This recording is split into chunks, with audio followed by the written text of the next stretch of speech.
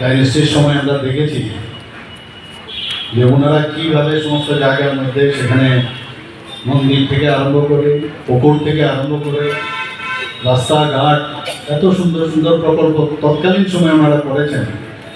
সেগুলো কিন্তু আগে আমরা দেখতাম আগের সরকার সেগুলোকে স্বীকৃতি দিত না, কিন্তু আমাদের সরকার আসার পর সেগুলো আমরা স্বীকৃতি দেওয়া শুরু করেছি।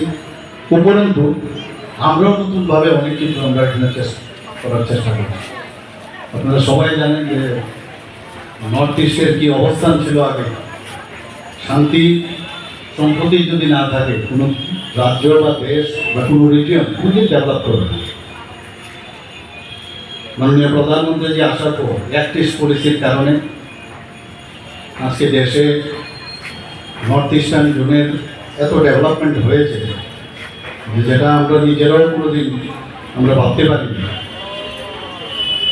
তো সেই কাজগুলো করছে। একদিকে ইনফ্রাস্ট্রাকচার ডেভেলপমেন্ট, হীরা মডেল উনি দিয়েছেন শান্তি সম্প্রতির জন্য। প্রায় নর্থ ইস্টার্ন জোনে 11 থেকে 12টার মতো রেকর্ড হয়েছে।